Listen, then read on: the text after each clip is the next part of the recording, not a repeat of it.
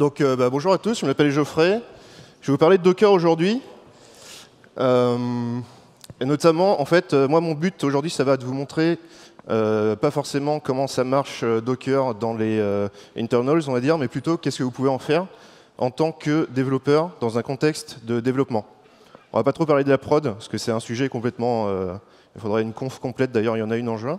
Mais donc, on va voir. Mon but, ça va être à la fin que vous compreniez ce que Docker peut faire pour vous en tant que développeur. Donc on va commencer tout de suite. Je voudrais d'abord demander qui parmi vous a déjà utilisé Docker, a déjà une idée de ce que c'est? Ok. Donc je vais quand même faire un rapide rappel sur qu'est-ce que c'est Docker. Docker, c'est ce qu'on appelle un container engine. C'est un logiciel qui va nous permettre de gérer des containers qui vont ressembler en fait, pour faire une analogie que tout le monde a priori va comprendre, qui vont ressembler à des VM, des machines virtuelles, comme celles qu'on peut utiliser avec Vagrant, VMware, VirtualBox, tout ça. Sauf que Docker, au lieu d'être basé sur un hyperviseur, il va être basé sur des instructions du noyau Linux qu'on appelle LXC, qui permettent au final de faire de l'isolation de processus et de ressources. Donc par exemple, on va avoir dans un container des processus qui ne vont pas pouvoir communiquer avec les processus d'un autre container. C'est ça qu'on appelle l'isolation. L'avantage, en fait, voilà, si on veut, Docker, c'est un peu comme un chroot. Si vous connaissez, chroot, c'est pour isoler des systèmes de fichiers. C'est un peu comme un chroot on steroids, où on peut voir ça comme voilà, des VM super légères. Parce que grosso modo, comment ça marche? Donc à gauche, on a le fonctionnement classique d'une VM, qu'on a le host OS en rouge en bas. Au-dessus, on a une couche qu'on appelle l'hypervisor, qui va permettre de virtualiser tout le matériel de la machine sur laquelle on bosse. Et au-dessus de ça, on va avoir tous les guest OS. Donc il faut, comme vous le savez, sûrement installer votre système d'exploitation avant de pouvoir en faire quelque chose. Et par-dessus ça, enfin, on a notre application. Au niveau de Docker, c'est complètement différent. On a juste la couche Docker plus LXC. Donc Docker, c'est une surcouche LXC, et au-dessus de ça, directement, on va avoir notre appli. Donc tout l'overhead en fait, du guest OS, on le zappe. Et ça, on aime plutôt bien. Je vais pas dans le bon sens. Voilà. Donc pour résumer, les grosses différences entre les containers et les VM, c'est, donc à gauche, on a les VM hypervisor, on lance un OS complet, ça prend pas mal de temps à booter, ça prend de la place.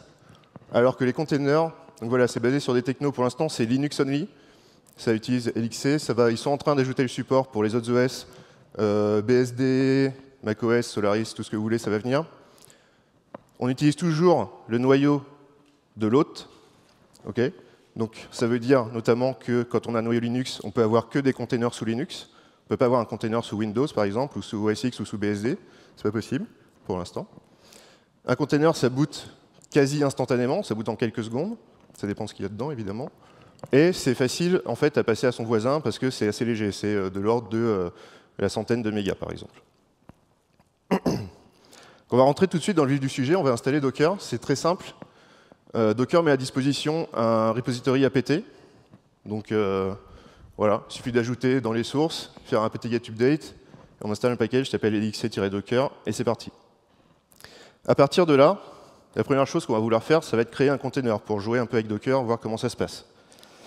Donc ça, c'est assez simple. Il va d'abord nous falloir une image. Et l'image, qu'est-ce que c'est? Ça va être en fait la base de notre container. Ça va être ce qui va, c'est comme une image de VM qu'on veut booter. Et en fait, les images, il y en a beaucoup. Il y a un index public des images Docker dans lequel on peut taper. Celle qu'on va utiliser pour les exemples ici, c'est une qui s'appelle stackbrew Ubuntu, donc qui est une Ubuntu, tout simplement. Et donc pour la récupérer, on a une commande qui s'appelle dockerpool. Donc dockerpool, stackbrew Ubuntu, ça télécharge des choses. Je n'ai pas mis la sortie là, mais ça fait plein de trucs. Et une fois qu'on l'a récupéré, on va l'exécuter avec une commande qui s'appelle docker run. Donc ici, le but, c'est pas forcément de vous expliquer tout le fonctionnement des commandes, les arguments, tout ça. C'est vraiment, on a une vue un peu macro. Donc docker run, ça va nous permettre de créer un container à partir d'une image. Ici, on a des options. En l'occurrence, c'est pour attacher std-in, std-out, ce genre de choses. Et là, c'est le processus qu'on veut exécuter à l'intérieur du container. Donc ce qu'il faut se souvenir, c'est que le processus qu'on va lancer à l'intérieur du container, ça va être l'équivalent, en fait, du processus d'init de votre OS. Donc c'est-à-dire que si ce processus-là meurt, votre container s'arrête. Voilà, ça c'est la règle de base pour les processus dans Docker. Donc là, on va se lancer un petit shell, tout simplement. Et une fois qu'on l'a lancé, ben, on a notre petit shell dans notre container. Donc là, le prompt qu'on a tout à la fin, c'est le prompt d'un shell qui est à l'intérieur d'un container, tout simplement. Une image, plus concrètement, qu'est-ce que c'est? Ça va être composé en fait d'un système de fichiers en lecture seule. D'accord? Donc le concept, c'est qu'on va avoir toute l'architecture de fichiers nécessaire au bon fonctionnement du système. Donc pour un Linux, ça va être en général /etc, /usr, /var, quelque chose. Toutes ces choses-là, ça va être contenu dans l'image. Et ça va être en lecture seule dans notre container. On ne va pas pouvoir y toucher. Par contre, ce qu'on va pouvoir toucher, c'est un autre système de fichiers qui va être mounté dans notre container en écriture. Et en fait, ce qu'on voit là sur la brique en bas, AUFS, BTRFS, c'est des systèmes de fichiers en fait, qui vont permettre de faire une union entre le système de fichiers lecture seule et le système de fichiers en écriture. Donc tout ce qu'on va écrire dans le container, ça va être contenu dans la petite brique translucide en haut là. Donc ça veut dire que nous, notre container, en fait, quand on va le lancer, il va prendre la place de l'image plus du système de fichiers en écriture. Et en fait, si on réutilise cette image, en fait, le poids en fait, en disque dur va être réparti sur tous les containers qui utilisent cette image. Ça, c'est le gros avantage de ce système d'union de système de fichiers. Ensuite, ce qu'on va vouloir faire, ça va être committer un container. Donc, committer un container, ça va nous servir à pouvoir justement réutiliser des choses qu'on a fait dans un container. Exemple concret, on va installer Nginx dans notre container, donc avec apt-get, vu qu'on a utilisé une Ubuntu. Et on va sortir du container. Donc voilà, apt-get install, exit. On revient à notre système hôte. Et grâce à une commande un peu magique de Docker, on récupère l'ID du container qu'on vient de créer. Donc là, vu qu'on est sorti du container, il n'existe plus, okay, il ne tourne plus nulle part. C'est juste qu'on va pouvoir récupérer son ID qui va nous permettre d'accéder, enfin de committer au final, l'état dans lequel on l'a laissé. Avec cette commande, docker commit, on lui donne l'ID du container, et à la fin, on a une image qu'on peut voir avec docker images, donc la commande pour lister les images. Et donc l'image, on lui a donné un nom. Le nom, c'est sflive/nginx en l'occurrence. Et c'est le nom en fait, qu'on va pouvoir utiliser pour réutiliser notre image. Okay, donc là, j'ai mis des jolies couleurs. Je ne sais pas si tout le monde les voit. Mais grosso modo, c'est un peu la même commande que tout à l'heure avec juste plus de choses. Donc on a docker run, en bleu là. Après, on a une option -p80, c'est pour ouvrir un port, donc pour pouvoir y accéder en HTTP par exemple. Ensuite, on a le nom de l'image. Et la commande qu'on veut lancer, donc nginx, avec un petit switch de configuration pour qu'il ne meure pas tout de suite, pour qu'il ne passe pas en démon. Et une fois qu'on a fait ça, avec Docker PS, comme tout à l'heure, en fait, on va pouvoir récupérer le port public sur lequel Docker a mappé notre port 80, et faire un curl et voir que ça marche. Donc là, en fait, ce qu'on a fait, tout simplement, c'est qu'on a créé un container avec nginx qui tourne dedans, et on y a accédé en HTTP. Donc ça, c'est la base des containers et des images.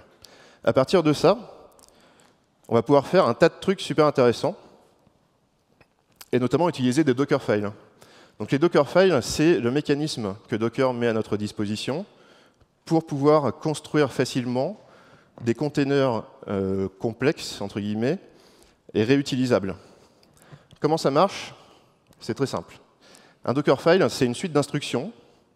Il y a un petit DSL qu'on va découvrir tout à l'heure, qui nous permet en fait d'exécuter des commandes, créer des containers les uns à la suite des autres, et à la fin, on a un container final avec tout ce qu'on a voulu faire dedans. Donc grosso modo, ça va nous faire base image. Après, on va avoir pour chaque commande qu'on a exécutée un container qui a été créé, et à la fin, notre container final. Donc là, ce qu'on va faire, ce que je vais vous montrer, ça va être comment en fait, on va créer un container pour, entre guillemets, exécuter une application Symfony. Ça n'a pas forcément beaucoup de sens dit comme ça, mais ce qu'on va vouloir faire, c'est juste en tapant ces petites commandes-là, Donc slash project, c'est un répertoire hypothétique dans lequel j'ai une application Symfony. Ensuite, je vais taper bin slash start, et ça va me lancer en fait un container qui va me permettre d'accéder à mon application Symfony. OK? Donc voilà. Le but, ce sera d'arriver à un truc comme ça. Pour ce faire, on va utiliser un Dockerfile un peu gros.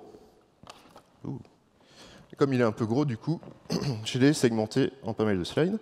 Donc on va voir un peu toutes les instructions qu'on va pouvoir utiliser. Donc pour commencer, il nous faut une image de base. C'est l'instruction from qui va nous permettre de donner une image n'importe laquelle. En l'occurrence, là, c'est sflive-base, /base, qui est une image que j'ai construite pour l'occasion avec des petites optimisations. Rien de très important dans notre cas. Et ensuite, on a une instruction env qui nous permet d'injecter une variable d'environnement dans le container qu'on va vouloir construire. Donc là, la variable, c'est Debian Frontend, en fait, qui va nous permettre, puisque tout ce qui se passe dans le container, tout ce qui va se passer dans les containers, là, ça va être non interactif. On ne va pas avoir de stdin, on ne va pas pouvoir taper des choses. Donc on ne veut pas que apt, par exemple, nous demande quel mot de passe-route tu veux mettre dans ton MySQL, ce genre de truc. Donc, voilà, non interactive, ça dit à apt, fais ton truc, on verra plus tard pour la conf. Après ça, on a l'instruction principale en fait, qu'on va utiliser la plupart du temps, ça va être run. Run qui nous permet d'exécuter des commandes shell, whatever, à l'intérieur du container. Donc, ce qu'on va faire là, c'est très simple. On va installer toute notre stack PHP, Nginx, MySQL, Redis, tout ce que vous voulez. Et on va aussi installer Composer, puisque tout le monde utilise Composer de nos jours, enfin j'espère en tout cas. Donc très simplement, comme on le ferait en fait dans une machine normale, avec le curl classique. Ensuite, on va configurer notre PHP FPM et notre Nginx un petit peu, puisque comme on l'a dit tout à l'heure, on ne veut pas que les processus meurent. On veut pas, les containers Docker, ce n'est pas un monde dans lequel on a des démons qui se lancent et qui vont en background et qui font leur truc. C'est vraiment... Et la philosophie, c'est d'avoir des softs qui se lancent, qui font leur boulot, mais qui restent dans le foreground. Okay, donc, on a juste deux petites options à mettre dans PHP et dans Nginx. C'est un peu une façon de faire un peu cracra, vous allez me dire. Et je ne sais pas pourquoi j'ai utilisé cracra, parce que c'est un peu pourri comme mot aussi. Mais en gros, ça, c'est pour vous montrer que, de base, il n'y a pas d'outil de provisioning dans Docker. Okay, tout, là, on est un peu... laissé à nous-mêmes avec notre shell, on fait tout ce qu'on peut. Moi, ça tombe bien, j'aime bien le shell, mais voilà, si vous voulez faire un peu de Docker sans faire du provisioning avec Puppet, machin, il va falloir connaître un peu Bash. Mais bien sûr, vous pouvez aussi faire du Puppet, ou du Chef, ou ce que vous voulez. Donc là, voilà, on rajoute juste nos petites directives de conf. Pourquoi j'ai encore dans le mauvais sens? Ça marche pas très bien ce truc. Et ensuite, on va rajouter nos fichiers de config. Donc les fichiers de config, on va voir tout à l'heure d'où ils viennent. Ce qui nous importe tout de suite, c'est juste de voir que, en fait, avec l'instruction add, n'importe quoi, avec l'instruction add, je peux prendre des fichiers donc, que j'ai préparés à l'avance et les ajouter à un endroit de mon choix dans le container. Donc en l'occurrence, je vais avoir veos.conf, par exemple, qui est ma configuration Nginx, donc que je vais mettre dans mon tc Nginx site enabled default. Et après ça, j'ai deux petites instructions très simples. Expose, qui me permet de dire à Docker, ben voilà, je vais vouloir utiliser ce port-là plus tard. Et entry point, qui me permet de dire à Docker, quand mon container il va être exécuté, je veux que tu lances cette commande, toujours. Voilà. On va voir tout à l'heure qu'est-ce qu'elle fait.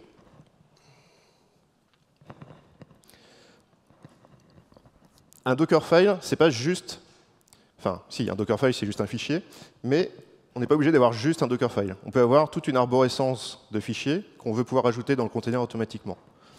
Donc, Docker, il va prendre toute arborescence qui est au même niveau que le Dockerfile et l'ajouter tout seul dans le container pour qu'on puisse utiliser avec les instructions add qu'on a vues tout à l'heure. Et donc, en l'occurrence, ce qu'on a ici, c'est toute cette arborescence-là. On a, pour commencer, notre conf MySQL PHP Nginx. Ici, on a la configuration d'un service qui s'appelle Daemon Tools. Je ne sais pas si vous connaissez, c'est un logiciel qui permet de gérer des processus. Donc, il va s'occuper de s'assurer en fait que Nginx, PHP et MySQL tournent en permanence. Et c'est lui qu'on va exécuter en fait dans l'entry point, comme on va voir juste ici. C'est un petit script shell très très simple qui va vérifier qu'on a bien un répertoire dans var vvv. Ensuite, qui va y aller. Si besoin, lancer composer install. Détecter si on a un fichier qui s'appelle init.sh. Donc ça, c'est un truc complètement arbitraire que j'ai choisi. S'il existe, on va l'exécuter. Et à la fin, on lance Daemon Tools pour lancer tous les autres services qu'on a configurés auparavant. PHP, Nginx, MySQL. Une fois que j'ai fait tout ça, j'ai ma petite commande docker build qui va me permettre de construire mon container à partir de mon Dockerfile et de son contexte. Donc je lui passe une option -t pour lui donner le nom de l'image que je veux construire, pour pouvoir la réutiliser plus tard, et le répertoire dans lequel j'ai mis mon Dockerfile. Je vous passe un peu l'output, mais il y a beaucoup de choses qui s'affichent. Et une fois que j'ai fini de construire mon image, je peux l'utiliser avec Docker Run, comme auparavant, en lui passant donc l'option -p, comme tout à l'heure, sauf que cette fois, je lui donne le port public sur lequel je veux mapper le port 80. Donc là, je sais que sur le port 8000 de ma machine à moi, ça va rediriger vers le port 80 du container. Okay. Deuxième option -v, ça me permet de mounter en fait un répertoire de ma machine dans le container. Okay. Donc en l'occurrence, je veux mettre mon répertoire /project dans lequel j'ai mon application Symfony à la place du répertoire var vvv du container. C'est comme un partage NFS par exemple, sauf que ça marche. Ensuite, on a l'image comme tout à l'heure. Voilà, on lui dit je veux exécuter cette image-là. Comme cette commande-là, elle est un peu chiante à taper, on ne veut pas devoir la taper à chaque fois, et qu'en plus, notre objectif, c'était juste de taper bin start, ben, on va se faire un petit script. Donc avec la même commande, j'ai remplacé dans le -v le répertoire en dur par pwd. Comme ça, ça nous permet d'être portable, grosso modo. Et j'ai rajouté l'option -cid file qui dit à Docker de mettre dans ce fichier-là, app-cache docker.cid, l'ID du container Docker, qui va nous permettre, dans bin stop, de faire un Docker stop dessus, tout simplement, pour arrêter le container. Et donc, une fois que j'ai fait ça, bah, je refais comme tout à l'heure, et ça marche. On est content. Donc voilà, là, on a vu, grosso modo, donc comment faire un gros container, un seul container. Je suis encore dans le mauvais sens. Un seul container qui contient tous nos services. Okay. On va voir maintenant comment faire plusieurs containers. Et on va aller un peu vite. Pour avoir cette architecture-là. Donc tous les trucs en vert, là, c'est des containers okay, qui vont communiquer entre eux. Et on a tous les partages de répertoire. Pour ça, on va utiliser une fonctionnalité qui s'appelle les container links, qui va nous permettre de lier en fait plusieurs containers. Avec, dans le container, le premier container qu'on va lancer, on va lui donner un nom, qui va s'appeler Redis, par exemple. Donc ça va être un container dans lequel on va lancer Redis. Et le deuxième, on va lui passer -link en lui disant, voilà, je veux lier le container Redis, et je veux lui donner, dans mon container, le nom foo. J'aurais pu choisir un meilleur nom, mais voilà. Et dans notre container, Symfony 2, là, donc je vais avoir accès à toutes ces variables d'environnement en fait, qui vont me permettre de savoir sur quelle IP le container a été linké. Ce qui va nous intéresser, en l'occurrence, c'est celle-ci, qui nous donne l'IP exacte. Toutes les autres, on peut avoir le port, machin, enfin ce genre de choses. Dans mon appli Symfony, je vais rajouter un parameters.php qui va me permettre, contrairement au parameters.yaml, d'accéder facilement à n'importe quelle variable d'environnement. Et je vais y mettre ça. Je vais lui mettre, voilà, je veux que le paramètre Redis host, voilà, tu le prennes dans la variable d'environnement foo, port, blablabla, blabla. Ça, c'est des variables qui sont en dur. En fait, le nom, ce sera à peu près toujours le même. Il y a juste le foo et le numéro du port qui change. Mais ça, voilà, c'est le port par défaut de Redis. Pour d'autres services, ce serait le port par défaut aussi, puisqu'on n'a pas changé la config. Donc, pour faire ma petite archi de container, je me suis fait un petit nombre de Dockerfiles.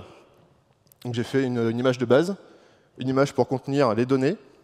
On va voir tout à l'heure pourquoi. Une image MySQL une image Nginx, une image PHP 5.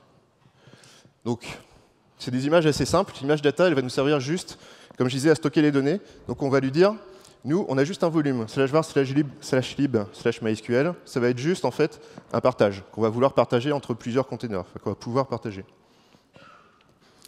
Ensuite, on a l'entry point de MySQL, où lui, le seul truc un peu funky qu'on fait, c'est vérifier que MySQL a installé ses tables système. Si ce n'est pas le cas, on le fait. Puisqu'en fait, vu qu'on va avoir varlib MySQL qui va être un partage de /data, par défaut, il va être vide, et MySQL, il ne va pas savoir quoi faire. Dans la configuration, on va dire à MySQL d'écouter sur toutes les interfaces réseau. Et dans la configuration d'Nginx, on a un petit truc, une petite astuce pour, en fait, pouvoir utiliser des variables d'environnement dans la configuration Nginx, ce qui n'est pas possible par défaut. Donc on a un petit script shell qui va nous permettre en fait de faire ça, de mettre dans l'upstream du fast CGI la variable d'environnement qu'on a vue tout à l'heure. Okay. Et dans la conf de PHP 5, on fait comme pour MySQL, on lui dit d'écouter sur toutes les interfaces réseau, plutôt que juste sur localhost. Une fois qu'on a fait ça, eh ben on va construire toutes nos images. Comme on est un peu flemmard, je vous ai fait un petit script shell pour le faire automatiquement. Et après, il faut assembler nos containers. Donc, c'est plus facile qu'un meuble Ikea. On va juste les lancer les uns après les autres en leur donnant des noms. Et en les linkant entre eux et en utilisant le volume du premier. Donc, le container de data, lui, on va juste le lancer. Il va mourir tout de suite parce que si vous avez vu tout à l'heure, la commande collance, c'est true, qui fait rien, grosso modo. Et dans le container MySQL, donc en bleu là, on va lui dire volumes from. Et en fait, c'est ce qui va nous permettre de conserver les données en fait, non volatiles, parce que si, par exemple, on relançait notre premier container là, tout ce qu'on avait dans notre MySQL aurait été perdu, puisque le file system aurait été remis à 0.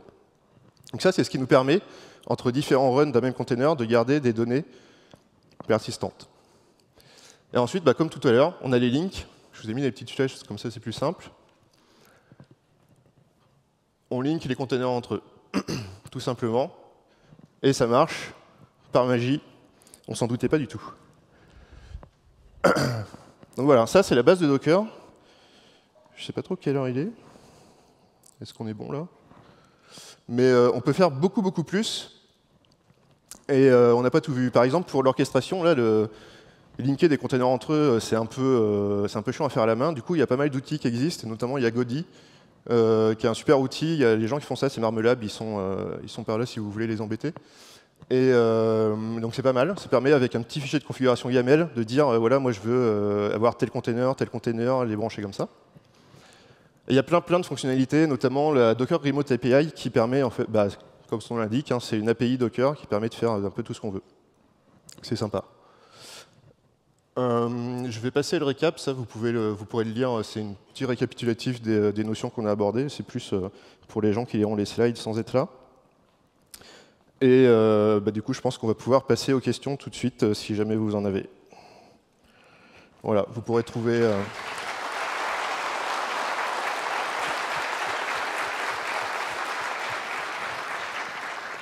Vous pourrez trouver toutes les sources de tous les Dockerfile, tous les scripts sur GitHub et les slides sur SpeakerDeck. Bonjour. Oui, c'est là. Bonjour. J'ai une petite question un peu philosophique sur Docker. J'ai vu des espèces de petites batailles entre les mecs qui faisaient Docker et je ne sais plus qui d'autre. OpenVZ, peut-être? Non.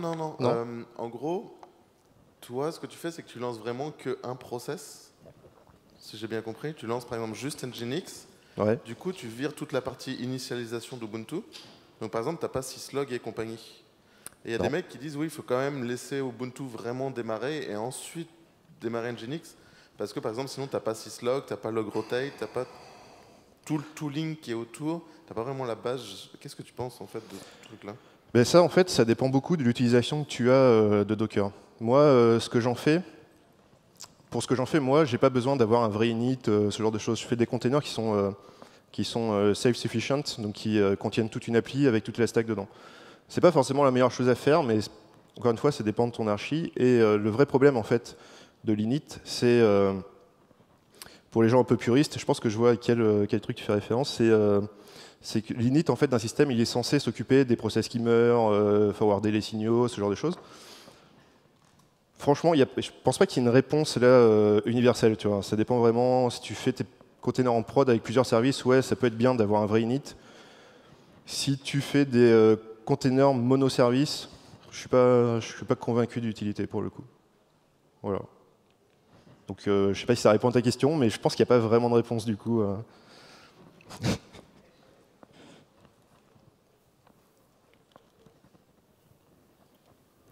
Il y a un jeune homme au milieu.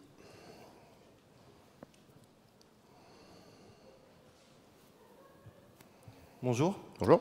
Moi, j'utilise plus Proxmox avec effectivement plus des conteneurs de Team OpenVZ. Donc, quels seraient plus les avantages d'utiliser Docker par rapport à OpenVZ? Eh ben, c'est simple, je ne connais pas du tout OpenVZ, donc je ne vais pas du tout pouvoir répondre à ta question. Mais je peux juste te dire que Docker, c'est pas encore stable, par exemple. Que là, ils viennent d'ajouter le système de plugins pour pouvoir supporter les jails, les zones, ce genre de choses. Du coup, à mon avis, si tu as déjà une infra qui tourne avec OpenVZ, ça ne sert à rien de passer à Docker. Ça ne va rien t'apporter, à mon avis. D'accord, merci. Voilà. Peut-être plus tard, mais pour l'instant, non. Bah, parfait alors.